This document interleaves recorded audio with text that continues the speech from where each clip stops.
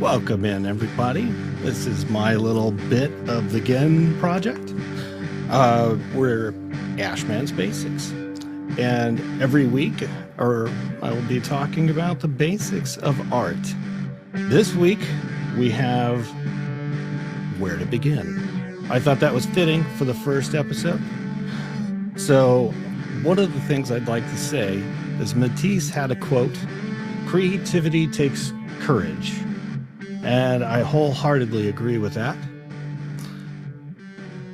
If you don't, I don't know what's wrong with you. So where do we begin with artwork? Well, first and foremost, let's go to the shoulds. You often approach art with baggage, right? And it's like, I should be talented to do artwork, or I should know how to draw realistically, or should I have expensive art supplies? Well, the thing is about baggage when you're going into art is get rid of it. It doesn't matter in art. Art is freedom. As long as you get rid of that, you will have the freedom you need. And the should I be talented thing, we all have to work on that. I still work on that. I don't feel like I'm talented yet, and I've been at this for a very long time. I don't want to give away my age, but I was scared of the Model T when it came around. But, the thing is, don't worry about it. Just work. Just work. And should I know how to draw realistically? It depends. Is that what you want to do? Is that your goal? Is that your end goal, is to draw realistically? If it is, find books on what you're interested in. If it's portraiture, get an anatomy book, get a portrait work book. If it's landscapes, get landscape books. Just get really interested in what you're doing and work hard. Ginn didn't make a guitar because he he didn't study. He figured out how to do it. And you can do that too, as long as you put your mind to it and you're interested in it, and make sure you have fun while doing it. That's one thing they don't really talk about much. Make sure you're having fun when you're creating art. When it becomes a real hassle and you're upset and everything, put it down for a minute. Don't worry about it. It's just art. Don't take it so seriously. And that's the thing. Not grand and serious. Just work. Grab what you have, a pencil and an envelope. Anything handy will do. You don't have to get these massive art supplies that are so expensive that you can't afford. Just stay within your means. A regular piece of paper. I'm going to age myself again. I started out with typing paper, which is now copy paper, and a number 2 pencil and an eraser. So that's all I needed to start art. And I used that for decades to learn on how to do things. And make sure you stay playful with your artwork. Like I said, don't take it so seriously that you're upsetting yourself. The goal is process, not product. You're learning the language of mark making. So you're learning the language of art every time you sit down to work. So just work. I keep saying that. That's the thing. That's how you get better. That's how you get better. Sitting down and working and trying. And I always say this, and I know I've said this before on the Ginn Project, give yourself 5 minutes every day and see where you go. If you're not into it that day, you're not into it. It's okay. I know some people say push through it. But I'm going to tell you, give yourself grace. Allow yourself time to work. If you're not into it, you're not into it. That's okay. Art's supposed to be fun, and it's supposed to be expressive. It's not supposed to be anger and rage inducing, unless that's what you're going for, I guess. If that's what you're going for, that's good too. So also embrace the imperfection. It's your teacher, right? If you fail, it's teaching you where you need to go. I have a closet that everybody knows about on here that is infinite. I keep shoving my failures in there and I don't look back. I just kind of go, okay, well, I learned not to do that. I'll tell you something. The first time I started oil painting, I poured turpenoid into a foam cup. You don't do that. It just melts it. So I learned that day how to clean up turpenoid off of a floor. So that's the one thing I learned from that. So, and that was okay. You know, I didn't have anybody teaching me how to paint. So I was self-taught, and that's good too. You could go through schooling, you can go through whatever you want, or you can learn on your own. Just make sure you seek guidance, either from looking at old masters paintings or looking at TikTok drawings and paintings. I mean, there's so many talented people on here. It's not funny. There's talented people down here that inspire me every day. And that's great. And the other thing is, when you're studying artwork, it's okay to trace it. Tracing will teach you where things go, how things go. It's fine. The old masters did tracing. It's perfectly fine. They had chiaroscuras, which helped them. They had all kinds of means by copying. So it's not new, you know, learn that way. And the thing is, if you trace, you still have to learn how to draw, because if you don't know how to draw and you're just tracing, it will look like tracing. So you have to learn the rules of drawing before you can break them. And that's like anything, writing, poetry, movie making, anything like that, music. You have to learn the rules before you can break them.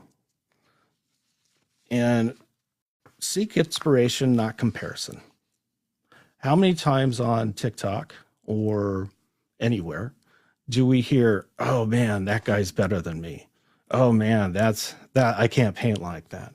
A lot of I can'ts, you know, and the thing is, you have to go past that. You have to go past that and go, how did they do that? That's what you have to look at. How did they do that? What are they doing to make it look that good? That's what your mission is to learn from others. And exactly, I see Lynn's saying, be you. And that's what I'm talking about. You learn from them, and then you create your own. And that's a big lesson right there. That goes back to what I just said. You have to know the rules before you can break them. I hear a lot of people go, well, that's my style.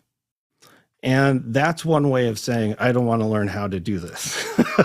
It's like, and I'm being honest, and some people might not like that, me saying that, but learn the basics, learn how to draw, learn your mediums, learn all this stuff, and then you can go forward. Once you learn the basics, you can move forward. And that's all I want you guys to do. I want you guys to move forward. I want you to create.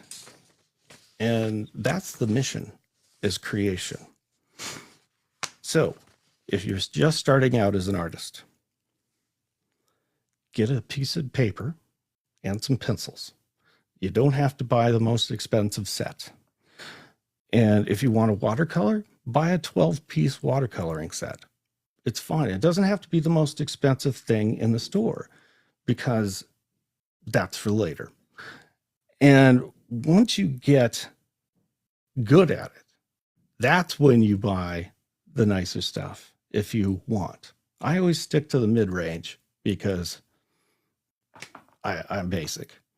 So, and as far as paper goes, I see people spending so much money on paper. And, you know, I have reams of paper over here. I mean, you guys don't see it over here, but I have reams. And the thing is, I go through them. And I go through them a lot because I'm learning. I'm still learning. I'll never stop. And the thing is, I get the store brand quite a bit because it's the same paper. It's the same paper. They're just buying it from the same company and putting a brand name on it.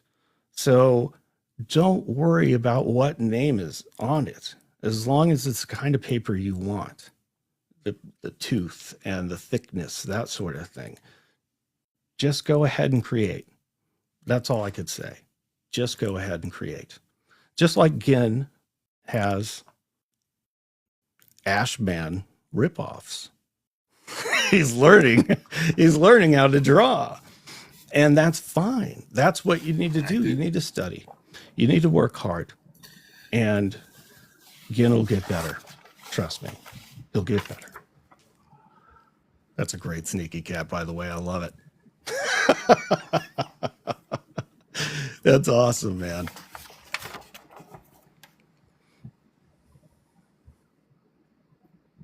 There we go. Perfect. Perfect, dude. I am now a professional Ashman forger. You are. You are. Look for more coming from that. Ashman, dude, that segment is so good. I'm so glad you're doing that. I got 2 takeaways I'd like to share with you about what you just said. Oh, yeah. Creativity takes courage. Who was it that said that? It started with Henry Matisse. Matisse. Okay.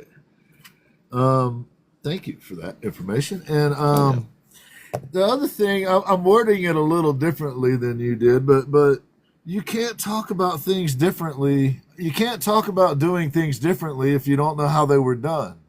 Yep. I've had people do that, right? I've had people say, "Oh, I'm doing things differently," and then you go, "But do you know how they were done originally?" Yeah. Because if you don't, you're not doing things differently. You just don't know how they're actually supposed to be done. Yes. You know what I mean? Oh, yeah. Like kind of inherently in breaking a rule, you need to know it exists for you to mentally break that rule. Yes. Right? Yeah. I don't know. It makes sense to me that one would follow the other, but I am always floored by the people that I run into that. And you know as well as I do, if your foundation isn't good, what is the rest going to be like? It's not going to work. So if your foundation, if your sketch, if your underpainting, whatever it is, isn't done properly, it's not going to look great when you keep going on it. And you got to know the basics. You got to know composition. You got to know lighting. You got to know shading. You have to know a lot of things before you can get up and run. That's all there is to it. And the truth is, in my opinion, you can see it oftentimes when people don't. Yeah. Oh, yeah. As you said, it comes across as if they're tracing, or it comes across as if they don't really understand it's kind of like it's the artist version of someone that uses a word, like when they try to use a big word, but they use it in the wrong context of a sentence. Yes. I think of Mike Tyson, right? He always gets ragged about that, about like using words in the wrong situation. That's what it reminds me of. You know what I mean? They understand enough to be dangerous, but they don't actually understand the concept. If that makes sense. Yes. And that's the thing. Your eye will catch that something's wrong, but you can't figure it out. But your brain knows. Your brain actually does notice, and it understands. It's not quite sure what it is, but your brain's like, that doesn't look right. That dog looks like a horse, or that horse looks like a dog. There's something off, and you can't figure it out, but it's there.